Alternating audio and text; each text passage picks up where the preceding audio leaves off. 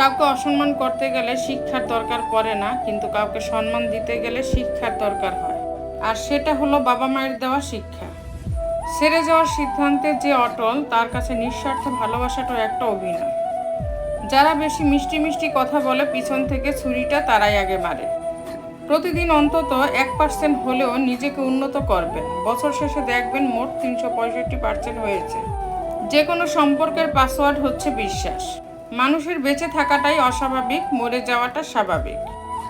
আজ হয়তো সময়টা খারাপ, কিন্তু সারা জীবন থাকবে না। তবে আজ যাদের চিনে নিলাম তাদের সারা জীবন মনে থাকবে। অতিরিক্ত আপন হতে যাবেন, দুঃখ ছাড়া কিছুই পাবেন না। রব সবাইকে সব কিছু দেয় না, হয় কাউকে দিয়ে পরীক্ষায় ফেলেন, নয় কাউকে না দিয়ে ধৈর্যের পরীক্ষা নেন। জোর করে কোনো কিছুই পাওয়া যায় না, ভাগ্যে থাকলে কেউ কেড়ে নিতে পারবে না। দেখতে সুন্দর অনেক পাওয়া যায়, কিন্তু যাদের মনটা সুন্দর তাদেরকে কেবল ভাগ্য করে পাওয়া যায়। যে তোমাকে অবহেলা করবে তাকে ধন্যবাদ দিয়ে দূরে সরে যাও, কারণ তার অবহেলার কারণেই হয়তো তোমার জীবনে হবে উন্নতি। অবহেলা থেকে মানুষ অনেক কিছু শিখতে পারে। অবহেলায় মানুষের জ্ঞান শক্তি বৃদ্ধি হয়। অবহেলা মানুষের ঘুমন্ত মস্তিষ্ককে জাগ্রত করে দেয়। কাউকে যতই কাছ থেকে চেনো না কেন, মন খুলে সব কথা কখনোই বলো না। মনে রেখো, এ যুগে বিশ্বাসের মর্যাদা কেউই রাখে না।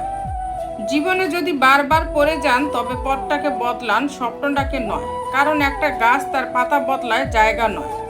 মনোবিজ্ঞানীরা বলেন, কেউ যদি তুচ্ছ বিষয়েও অনেক হাসেন, তবে সে ভিতর থেকে খুবই একা। 2, যদি কেউ অতিরিক্ত ঘুমায় তাহলে সে অসুখী। 3, যদি কেউ কম কথা বলে কিন্তু যেটুকু বলে খুব দ্রুত বলে, তাহলে সে কিছু গোপন করছে। 4, যে কাঁদতে পারে না সে দুর্বল প্রকৃতির। 5, যদি কেউ অস্বাভাবিকভাবে খাবার খায় তাহলে সে কোনো মানসিক চাপে আছে। 6, যদি কেউ একটুতেই কেঁদে ফেলে তার মানে সে নিরীহ এবং কোমল হৃদয়ের। 7, যদি কেউ ছোটোখাটো বিষয়ে রেগে যায় তার মানে তার ভালোবাসার দরকার। কথা বলতে যতটুকু যোগ্যতা লাগে, নীরবতা অবলম্বন করার জন্য এর চেয়ে অনেক বেশি যোগ্যতা লাগে। কাঁটা থেকে বাঁচার জন্য যেমন পায়ে জুতো পরা উচিত, সারা পৃথিবীতে কার্পেট বিছানোর দরকার নেই। ঠিক তেমন যদি শান্তি চাও তাহলে নিজেকে বদলানোর চেষ্টা করা উচিত, অপরকে নয়। সৎ এবং মহৎ লোকদের সমালোচনা করা খুবই সহজ, কিন্তু তাদের মতো হওয়াটা অনেক কঠিন। প্রেম করলে ঝগড়া হবে, ঝগড়ার পর যদি আবার দুজনের মিল হয়, সেটাই ভালোবাসা। হারানোর যন্ত্রণাটা কেবল সেই বোঝে যে তার প্রিয় মানুষটিকে হারিয়েছে। মানুষগুলা কেমন যেন হয়ে গেছে, কেউ প্রয়োজন ছাড়া খোঁজও নেয় না। আমরা সবসময় মনে করি আমাদের স্মৃতিশক্তি খুবই দুর্বল, কিন্তু যখন আমরা কাউকে ভুলতে চেষ্টা করি, ঠিক তখন বুঝতে পারি আমাদের স্মৃতিশক্তি কতটা শক্তিশালী। স্বার্থপর মানুষেরাই জীবনে ভালো থাকে, বাকিরা তো কেবল অপরকে ভালো রাখে। মানুষ কখনো ইচ্ছা করে বদলায় না। কিছু মানুষের অবহেলা, কিছু মানুষের স্মৃতি, কিছু মানুষের ব্যবহার আর পরিস্থিতি ও সময় মানুষকে বদলাতে বাধ্য করে। জীবন অভিজ্ঞতা থেকে বলছি, যত একা থাকবেন তত ভালো থাকবেন। বছরের পর বছর ধরে একটা মানুষকে কখনোই ভালো লাগতে পারে না। যদি লাগে তবে সেটা ভালো লাগা না, সেটা আসলে ভালোবাসা। যে ব্যক্তি তোমাকে সত্যবাদী বলে বিশ্বাস করে, তার সাথে মিথ্যা কথা বলা নিকৃষ্টতম বিশ্বাসঘাতকতা।